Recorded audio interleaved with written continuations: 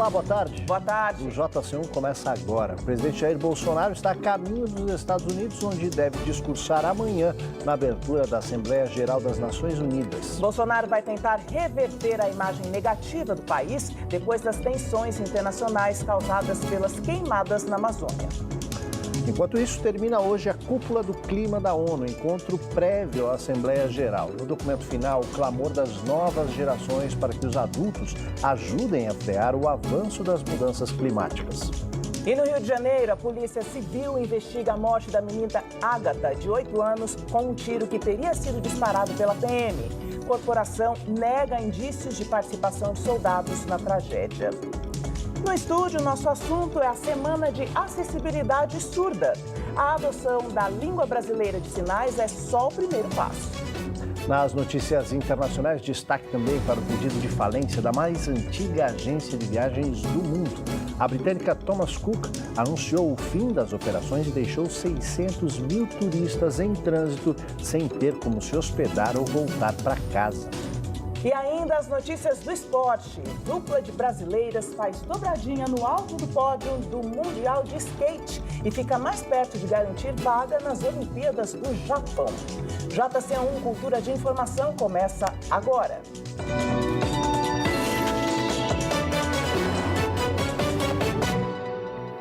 A meditação como uma ferramenta para o aprendizado e para a vida. Em São Paulo, uma escola pública usa a respiração e a chamada atenção plena para acalmar e melhorar a concentração dos alunos. Os resultados têm sido tão positivos que a técnica conquistou familiares e até os colegas de trabalho deles. Junte centenas de crianças e o resultado é este. Mas basta tocar o sinal. O barulho dá lugar à meditação. Há um ano, o refeitório da Escola Municipal Professor Leão Machado, na zona sul de São Paulo, é também um lugar de alimentar a mente. Comece o dia com o coração grato. Dentro da sala de aula, também há um momento para aquietar o corpo e a mente. Alguns minutos assim em silêncio fazem diferença o dia todo. A gente para de ficar com raiva, se acalma, fica bem. Não é uma mágica, né? Ele é lento, mas você vê resultado. É a concentração, né? Penso que diminui a violência. Em cada classe, uma caixa lembra o valor da meditação. Dentro, fichas com orientações e uma garrafa especial. O que é importante é eles saberem que, num momento lá em casa, longe daqui da escola, eles também podem recorrer à meditação para se acalmar, para voltar para a paz. Deu tão certo que os mais de 700 alunos decidiram compartilhar o presente. Cada um, à sua vez, levou a caixa para casa e a meditação ultrapassou os muros da escola. Minha mãe, quando eu contei da meditação para ela também contou para as amigas do trabalho dela. Aí agora ela faz no trabalho dela também. O contorno das mãos marca o ir e vir da respiração. Minutos de silêncio na infância, lições que reverberam pela vida inteira. Como é bem o cérebro e quando a gente agradece, ele fica feliz e acontecem coisas boas na nossa vida. O meditar para mim é se reconhecer, é você ficar um pouco com você mesmo, né? Se conhecer um pouco melhor. Muito bom, né? Mas é. E olha, a gente espera a sua mensagem. Você pode acompanhar pela hashtag JC1 nas redes sociais. O nosso Instagram é @JC1Oficial e o nosso Twitter é @jornal_cultura. Pois é, a gente também está ao vivo pelo Facebook, pelo YouTube. Você pode participar do programa com suas perguntas, comentários, usando sempre aquela hashtag, o jogo da velha, né? JC1. Bom, a primavera começou hoje de madrugada em São Paulo. O dia está bem cinzento e frio, mas a previsão para a nova estação é bem diferente. O início oficial da primavera foi às 4h50 da manhã. Ela é uma estação de transição entre o período mais seco e o mais chuvoso. Segundo o IMET, este ano teremos um clima primaveril com menos chuvas em grande parte do país e com mais calor. As temperaturas devem ficar até 1,5 graus acima da média comum para o período. O verão começa no dia 22 de dezembro. Agora a gente faz um giro pelas principais notícias do país. Com radares de velocidade desativados, o número de acidentes graves em estradas federais registra a primeira alta em 7 anos. E 2 policiais militares morreram em menos de 24 horas na zona norte do Rio de Janeiro neste fim de semana.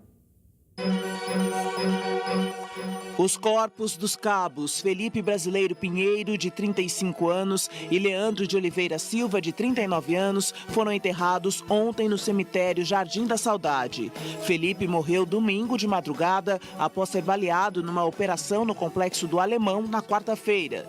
Leandro também foi baleado numa ação em Benfica, no sábado, e morreu no mesmo dia. Ambos os crimes aconteceram na região norte da cidade. No total, o número de PMs mortos no Rio de Janeiro chegou a 45 em 2019, segundo a corporação. A polícia investiga as causas de um engavetamento que envolveu 4 carros na rodovia Castelo Branco, em Santana de Parnaíba, na região metropolitana de São Paulo. O acidente aconteceu após um veículo que seguia para o interior invadir a contramão ontem à tarde. O velocímetro marcava 140 km por hora, quando bateu de frente em outro veículo. 3 pessoas morreram no local e 5 ficaram feridas. Quase 3.000 radares de velocidade não estão funcionando em rodovias federais. Os aparelhos foram desativados em março, quando o presidente Jair Bolsonaro cumpriu a promessa de acabar com o que chama de indústria da multa. Sobraram apenas 439 equipamentos em estradas geridas pelo Departamento Nacional de Infraestrutura. Isso se reflete no número de acidentes graves. Entre janeiro e julho deste ano, foram registradas mais de 10.000 ocorrências com mortes ou feridos, um aumento de 2% em relação a 2018. Essa é a primeira alta registrada em 7 anos.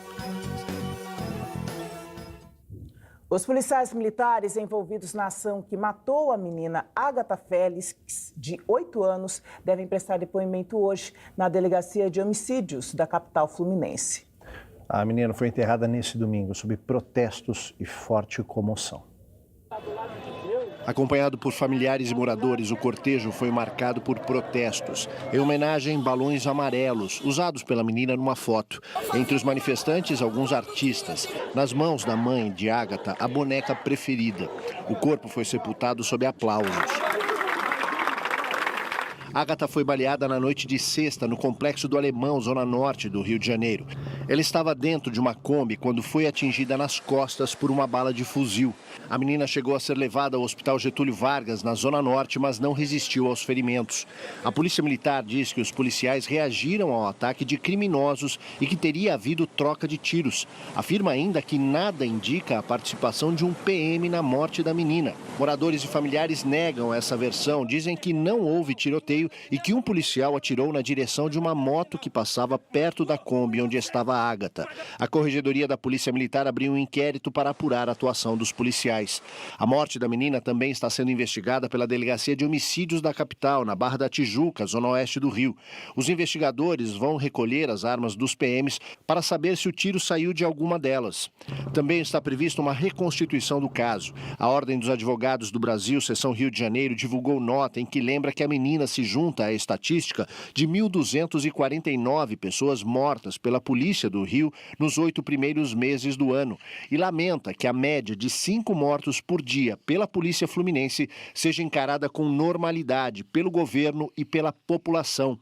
A normalização da barbárie, diz a nota, é sintoma de uma sociedade doente. O governador Wilson Witzel, defensor de ações de combate e caça nas comunidades, como já tem dito, não se manifestou publicamente sobre o caso. Somente no domingo à tarde, o governo do Rio emitiu nota sobre determinação de rigor superior na apuração do caso. Ágata é a quinta criança morta por bala perdida este ano no estado. O caso pode afetar a votação do pacote anticrime apresentado ao Congresso pelo ministro da Justiça, Sérgio Moro. Neste domingo, após lamentar a tragédia, o presidente da Câmara, Rodrigo Maia, disse que é preciso uma avaliação cuidadosa do excludente de ilicitude, que pode livrar de qualquer punição policiais acusados de agredir ou até mesmo matar em ação. Moro afirmou que a morte de Ágata não tem relação com sua proposta. O presidente Jair Bolsonaro embarcou hoje de manhã para Nova York, onde participará da Assembleia Geral da ONU, que será aberta nesta terça-feira. O discurso de Bolsonaro deverá tentar reduzir os danos na imagem do Brasil no exterior, que foi desgastada nas últimas semanas com o avanço das queimadas na Amazônia. Jair Bolsonaro é o 8º presidente brasileiro a participar da abertura da Assembleia Geral da ONU. O primeiro foi João Figueiredo, o último presidente do regime militar. É tradição o Brasil abrir a sessão de debates da Assembleia. Bolsonaro passou os últimos dias reunido com o filho, Eduardo, o assessor da presidência para assuntos internacionais, Felipe Martins, e o chanceler Ernesto Araújo, para elaborar o que dizer. No discurso, ele defenderá a soberania brasileira e a posição do Brasil como líder em meio ambiente. O presidente dirá que o Brasil preserva 80% da mata amazônica original, possui matriz energética limpa e não alterou em nada a legislação ambiental, considerada rígida pelo governo. O presidente brasileiro deve ter um encontro com Donald Trump ainda hoje. Como é de praxe, o líder norte-americano faz uma recepção para os chefes de Estado na noite da véspera da abertura da Assembleia Geral. E termina hoje a Cúpula do Clima, convocada pelas Nações Unidas às vésperas da Assembleia Geral da ONU. O ponto alto foi a participação da juventude. A Conferência da ONU para o Clima começou um dia após milhares de pessoas marcharem por centenas de cidades em todo o mundo pedindo ações urgentes contra as mudanças climáticas. No sábado, mais de 600 jovens participaram da Cúpula da Juventude para o Clima e afirmaram que é necessário que os líderes políticos façam mudanças radicais no uso de combustíveis fósseis e rumo à energia limpa, à proteção dos oceanos e à promoção do consumo sustentável, sob o comando da ativista sueca Greta Thunberg. Greta lembra outra defensora da causa climática, a canadense Seven Cullis Suzuki, que com apenas 12 anos, em 1992, discursou durante a Conferência das Nações Unidas para o Meio Ambiente e o Desenvolvimento, a Eco 92, no Rio de Janeiro. Como Greta, ela convocou os adultos a assumirem a preservação do planeta, lição que parte dos dirigentes mundiais, de governos e empresas, parece ter ignorado nos últimos anos. Quase 30 anos depois, a Organização Meteorológica Mundial emitiu um alerta na véspera deste encontro da ONU, mostrando que os últimos 5 anos foram os mais quentes da última década. E os níveis dos oceanos subiram nesse período por causa do derretimento das calotas polares. A cúpula da ONU foi organizada pelo secretário-geral, Antônio Guterres, que pediu aos países objetivos mais ambiciosos na luta contra as mudanças no clima e alertou os líderes mundiais de que eles precisam agir agora para evitar que as mudanças climáticas se agravem ainda mais no futuro. A grande maioria dos brasileiros acredita que notícias falsas foram usadas para influenciar as últimas eleições. Isso é o que revela uma pesquisa da organização Transparência Internacional. A pesquisa foi feita de janeiro a março, com mais de 17 mil pessoas em 18 países. As principais conclusões mostram que os cidadãos acreditam que a corrupção está em ascensão e os governos não fazem o bastante para combater isso. Também avaliam que falta integridade política, principalmente nas eleições. No Brasil, 90% dizem que a corrupção no âmbito governamental é um grande problema. 54% afirmam que este quadro piorou nos 12 meses anteriores à pesquisa. Para 82%, notícias falsas foram disseminadas para influenciar o resultado da última eleição. No texto sobre o Brasil, a Transparência Internacional cita que nos últimos 8 meses, o quadro anticorrupção sofreu golpes, como, por exemplo, quando o presidente Bolsonaro tentou aumentar o escopo de informações confidenciais para reduzir a transparência e não deu muita atenção às acusações de corrupção contra integrantes de seu gabinete. Apesar de tudo isso, o Brasil é o terceiro país que mais acredita que cidadãos comuns podem fazer a diferença na luta contra a corrupção. A Transparência Internacional mostra no relatório que os países podem lutar contra a corrupção e fortalecer a democracia com algumas medidas, como aumentar a transparência do financiamento político e dar poder às pessoas, à sociedade civil e à mídia para denunciar a corrupção. Agora a gente vai para o nosso assunto de hoje aqui no estúdio. A gente está na Semana da Acessibilidade Surda, que incentiva a inclusão de clientes com deficiência auditiva, né? No Brasil, segundo o IBGE, os surdos são 5% da população. Aos 9 anos, Laque acordou mergulhada no silêncio absoluto. Não foi uma experiência bacana e eu não desejo para ninguém. Nem os médicos souberam explicar o motivo, mas a hoje escritora e palestrante transformou a limitação numa ponte para outros surdos de todas as idades, inclusive as crianças. Eu fiz uma personagem e uma história que eles se enxergassem e falassem: mãe, essa personagem sou eu. E realmente teve muitas crianças que falaram isso. A Semana da Acessibilidade Surda, que vai até o dia 30 de setembro, quer dar voz a pessoas como Laque e chamar a atenção das empresas para o fato de que pessoas com deficiência auditiva podem ir muito além das cotas. Os surdos estudam em escola regular, os oralizados principalmente, recebem o mesmo diploma que os ouvintes. Por que quando chega no mercado de trabalho, aquele diploma daquela faculdade super chique e renomada serve para o ouvinte e dá acesso a ele a uma promoção no trabalho, mas no caso do surdo, rebaixa ou direciona o surdo para a cota? Hoje em dia existem vários... Léo Vitorino, influenciador digital que divulga a linguagem de sinais pelo seu canal do YouTube, acredita que quanto mais for usada, mais aceita será a língua de sinais. Na TV Cultura, 9 programas e 5 desenhos infantis têm interpretação em Libras. A minha curiosidade não me deixa esperar. Um dos programas acessíveis é o nosso JC1.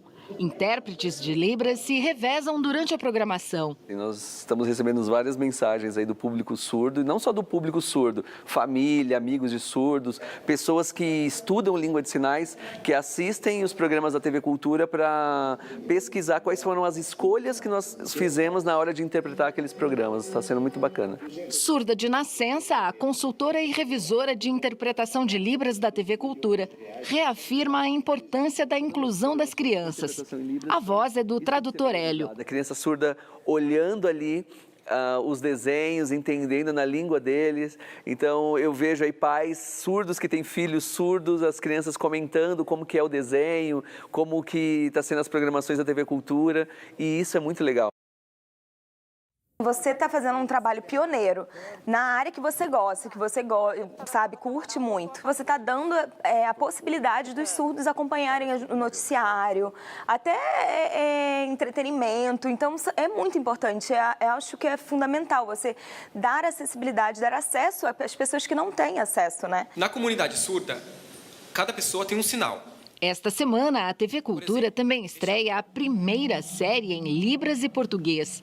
Crisálida mostra que a língua brasileira de sinais pode ter um papel fundamental na inclusão dos surdos na sociedade. Assistam a TV Cultura, acompanhem as programações, os desenhos animados do JC, porque o trabalho que a TV Cultura está fazendo é um trabalho de coração para vocês.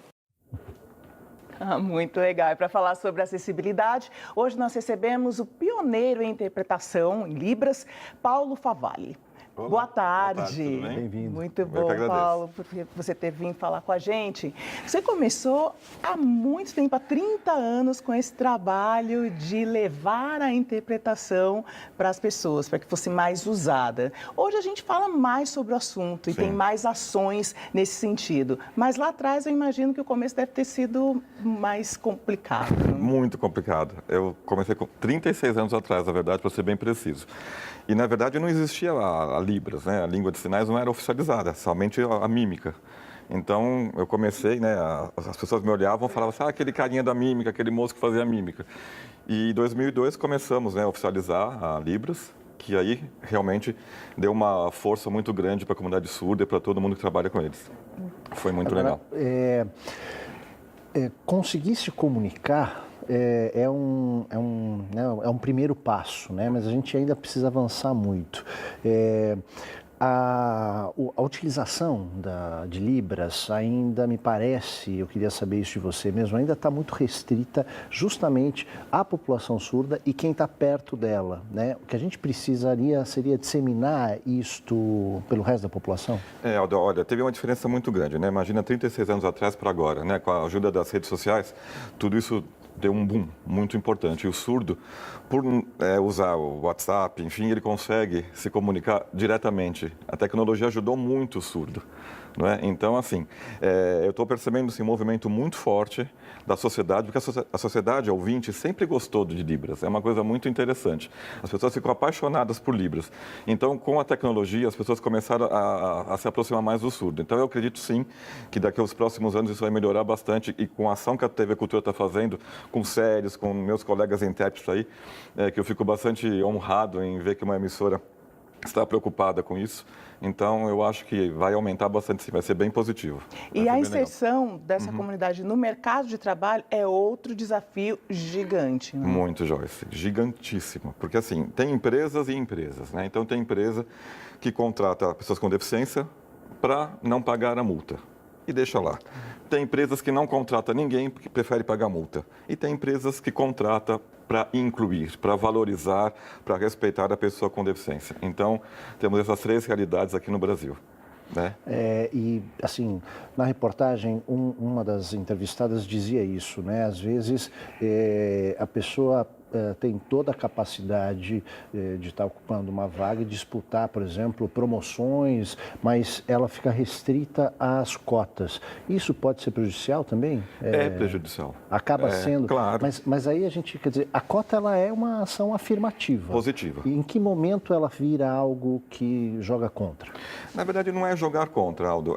A cota existe para você cumprir a lei, foi ótima essa ideia. Só que enfim, os empresários, ele não valoriza a pessoa com deficiência como deve ser.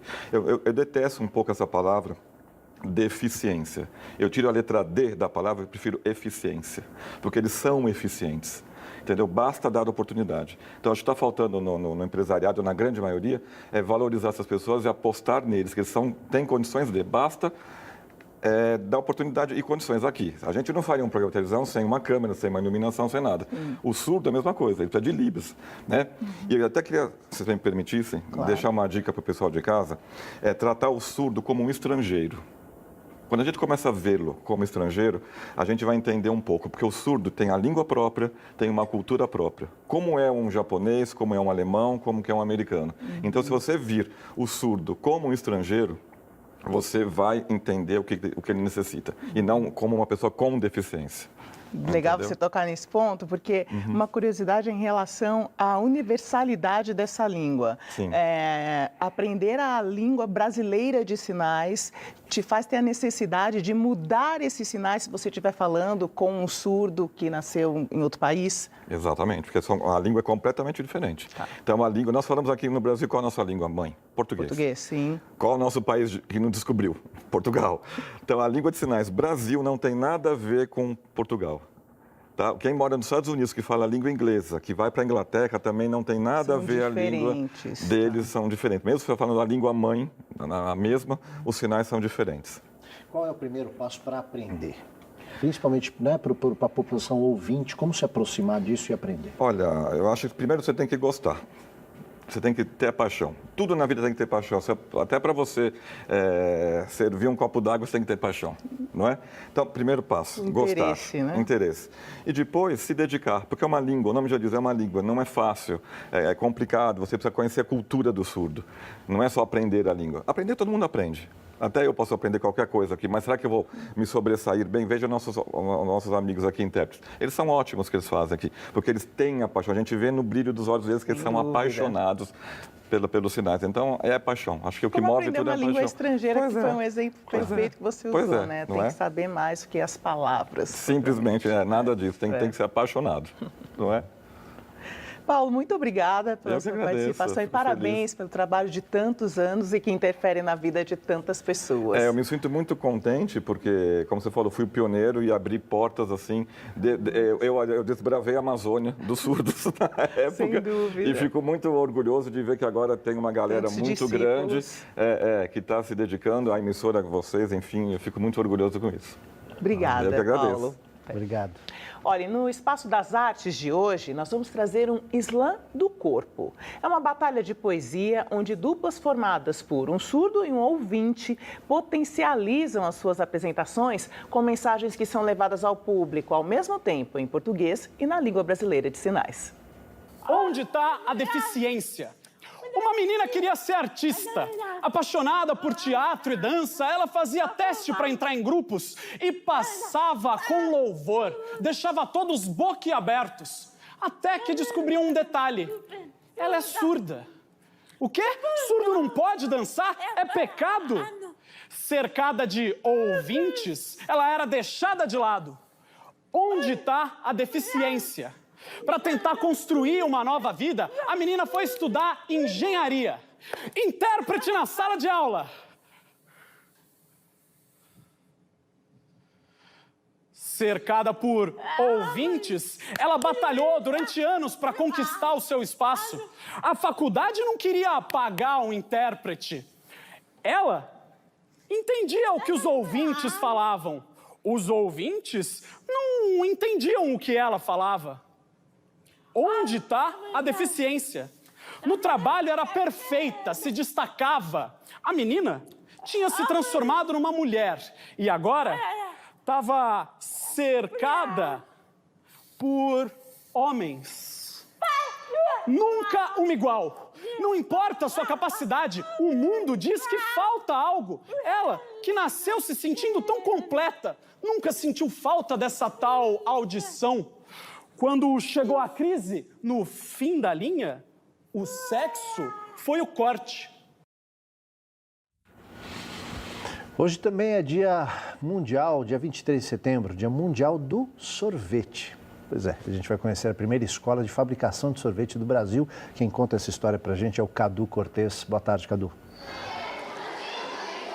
Boa tarde, Aldo. Pois é, eu estou aqui em Heliópolis, essa iguaria, né, que foi trazida pelo explorador Marco Polo do Oriente há 4.000 anos, levou para a Europa. Hoje o sorvete é industrializado, tem muitos sorvetes feitos de forma manualmente, artesanal também. E eu vou conversar um pouquinho para contar um pouco dessa história aqui. O Francisco, a gente está aqui na comunidade em Heliópolis conversando com a molecada.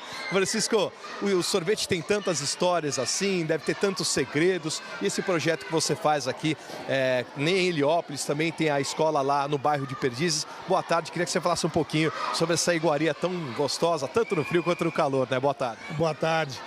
Hoje a gente veio compartilhar um pouco com a gente, com as crianças, né, que são os maiores consumidores de sorvete, aproveitando hoje o Dia Nacional do Sorvete.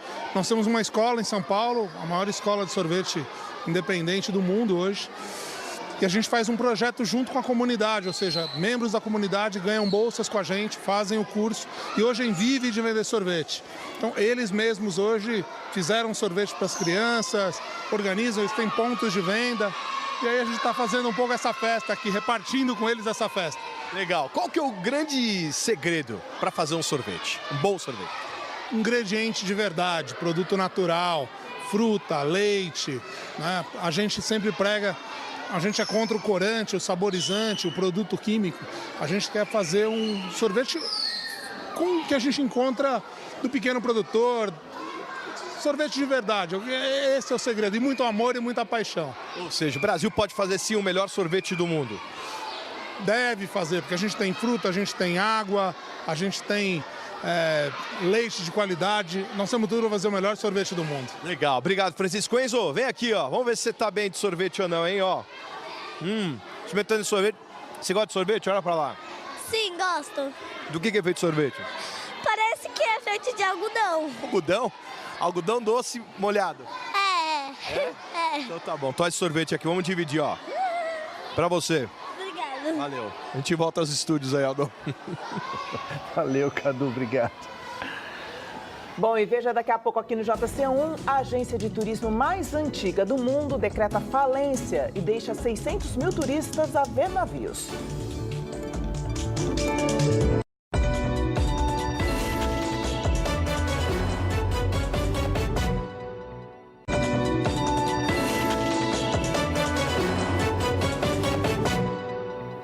Estamos de volta com as notícias internacionais. Um glaciar é declarado oficialmente morto no alto dos Alpes suíços. Na Argentina, a presidente Cristina Kirchner vai enfrentar um novo julgamento. E a falência da mais antiga operadora de turismo do mundo deixa na mão milhares de turistas em vários países. A operadora turística britânica Thomas Cook, a mais antiga do mundo, fundada há 178 anos, anunciou sua falência depois de não conseguir 2 milhões de euros para garantir a sobrevivência e entra em liquidação imediata. O anúncio provocou transtornos para mais de 600 mil turistas que viajaram pela empresa e podem ter reservas de hotéis e voos suspensos sem ter como voltar para casa. A auditoria aérea civil do Reino Unido confirmou que a empresa encerrou suas operações, paralisando atividades de 4 companhias e a dispensa de mais de 20 mil empregados em 16 países. A falência da Thomas Cook vai obrigar o Reino Unido a fazer a maior operação de repatriamento de cidadãos em tempos de paz. Um tribunal federal da Argentina deu por encerrada as investigações e ordenou que a ex-presidente Cristina Kirchner vá a julgamento pela segunda vez, agora pelo caso conhecido como cadernos de propinas, que teria um registro de pagamentos ilícitos feitos por empreiteiras ao governo de Kirchner. Cristina Kirchner atualmente é senadora, mas concorre à presidência como vice na chapa de Alberto Fernandes, que nas pesquisas lidera as intenções de voto. As eleições acontecem no dia 27 de outubro.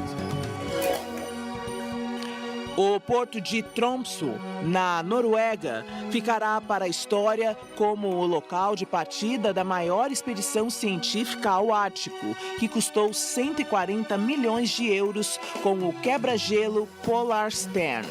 A bordo do navio estão cerca de 600 cientistas que vão estudar durante um ano as alterações climáticas no Polo Norte. O líder da expedição, Mosaic, Marcus Rex, explica que é a primeira vez que um estudo como esse acontece no inverno e que a urgência é entender o que acontece no ponto que tem o aumento de temperatura mais acelerado do globo. No alto dos Alpes, a 2.600 metros de altitude, centenas de ativistas devem se despedir do glaciar Pisol, que deve desaparecer na próxima década devido ao aquecimento global. O glaciar perdeu 80% de seu tamanho desde os anos 80. Atualmente tem menos de 600 metros quadrados. A campanha em defesa da Amazônia ganhou o reforço do fotógrafo Sebastião Salgado, que projetou imagens de seu último trabalho na fachada da Basílica de São Francisco de Assis, na Itália. Centenas de pessoas enfrentaram a chuva na noite de domingo para ver fotos da Amazônia feitas pelo fotógrafo brasileiro Sebastião Salgado e ter a chance de ouvi-lo falar sobre as ameaças enfrentadas pela região. As imagens em preto e branco foram projetadas na Basílica de São Francisco de Assis, na Úmbria, e mostram povos nativos da Amazônia, enquanto músicas clássicas do compositor Heitor Villa-Lobos tocavam ao fundo, como se fosse um requiem para as partes da Amazônia perdidas para desmatamento e mineração. O fotógrafo falou ao público e disse que nosso sistema de agricultura, industrial e de consumo é que agrava a destruição da Amazônia. O evento em Assis foi um de muitos ao redor do mundo para chamar a atenção às questões ambientais. Há 20 anos, as ferramentas de busca do Google não incluíam o item imagens, esse Google Imagens aí que a gente sempre usa aí para achar uma foto específica, né? Exato. Essa mão na roda, para quem procura de tudo na internet, foi criada, sabe por quê? Por causa de um vestido. Pois é, isso mesmo. Há 20 anos, a cantora Jennifer Lopez vestiu um modelo da grife Versace que, como dizem hoje, quebrou a internet. E o vestido reapareceu neste fim de semana, na Semana de Moda de Milão. Aos 50 anos de idade, Jennifer Lopez subiu na passarela da Versace, usando as fendas e decotes do vestido que entrou para a história da moda e também da internet. O modelo é uma releitura, sem as mangas e menos transparente que o vestido original, usado por ela em 2000 na premiação do Grammy. A participação da cantora no desfile foi uma surpresa. E assim como há quase 20 anos, não se falou em outra coisa nas redes sociais. Em 2000, o vestido fez com que o Google criasse o segmento Google Imagens, pois foi um dos temas mais pesquisados quando a atriz o vestiu no Grammy daquele ano. Voltamos para as notícias nacionais. Aliás, uma notícia importante aqui para o estado de São Paulo. A Sabesp vai assumir o tratamento de esgoto do município de Guarulhos, o segundo maior do estado. O contrato foi assinado agora há pouco pelo governador João Dória, num evento que também formalizou outros compromissos ambientais do estado. O governador João Dória anunciou a criação do Comitê de Apoio à Gestão Ambiental do Estado. O conselho será formado por especialistas da sociedade civil e irá orientar as ações ambientais do governo. Também pela manhã, Dória assinou um contrato para tratamento do esgoto em Guarulhos, por meio da Sabesp. A cidade é a segunda maior do estado e tem apenas 12% do esgoto tratado. A expectativa é subir para 40% até 2020. O esgoto que não é tratado é jogado no rio Tietê, o que dificulta o processo de despoluição do rio. Seria impossível, absolutamente impossível, despoluir o rio Tietê se nós não estivéssemos iniciando agora o programa de saneamento na cidade de Guarulhos. Seria uma tarefa inviável em qualquer circunstância. Portanto, hoje é um momento histórico na vida do estado de São Paulo, na vida da região metropolitana e na vida da capital de São Paulo, para não dizer também na vida dos habitantes, de 1.400.000 habitantes da cidade de Guarulhos. Depois do intervalo, dobradinha de brasileiras no alto do topo do Mundial de Skate. E no circuito mundial de surf, Gabriel Medina vence etapa e volta ao topo do ranking. A gente volta já.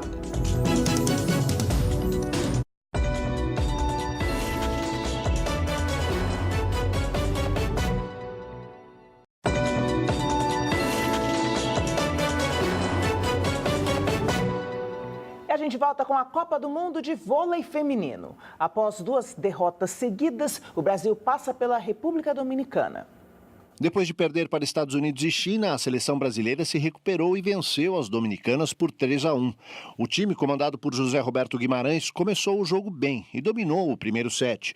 Já no segundo, a equipe dominicana melhorou o saque, forçou o erro das brasileiras e conseguiu vencer por 25-23. O susto parece que mexeu com a seleção, que não deu mais chances para as adversárias, vencendo os outros 2 sets. O destaque da partida ficou para a brasileira Gabi, que marcou 21 pontos. Lorene também se destacou com 17 pontos. A próxima partida das brasileiras será contra o Japão amanhã. E o Brasil conquistou o ouro e a prata na final feminina do Campeonato Mundial de Skate de Rua, disputado ontem em São Paulo. Numa final disputada, a skatista paulista Pamela Rosa, de 20 anos, aproveitou a torcida que lotou a Anhembi, na zona norte da capital. Somou 25,2 pontos e conquistou o primeiro lugar. Outra que estava à vontade em casa era a maranhense Raíssa Leal. Com apenas 11 anos, ela fez uma prova de gente grande e conseguiu a medalha de prata. A japonesa Aori Nishimura completou o pódio. Com o resultado, as brasileiras se credenciam como as principais concorrentes a 2 das 3 vagas para a disputa das Olimpíadas de Tóquio no ano que vem. Na final do masculino, o norte-americano Niajar Houston conquistou a medalha de ouro. E nenhum brasileiro subiu ao pódio. E o brasileiro Gabriel Medina venceu a etapa de Le Mans do Campeonato Mundial de Surf e voltou à liderança do ranking da WSL. Medina conquistou o bicampeonato da etapa, a única do circuito disputada numa piscina de ondas artificiais, que fica no rancho do multicampeão Kelly Slater, na Califórnia. Com a vitória, o brasileiro saiu da 4ª posição e reassumiu a liderança do Campeonato Mundial de Surf. Com essa manobra aérea, Gabriel Medina venceu a bateria final e somou 18,83 pontos. Outro brasileiro, o Filipinho, fez uma boa prova e ficou com o segundo lugar. Eles são os favoritos para representar o Brasil na Olimpíada de Tóquio, já que os 2 melhores surfistas do país garantem vaga para os Jogos do ano que vem.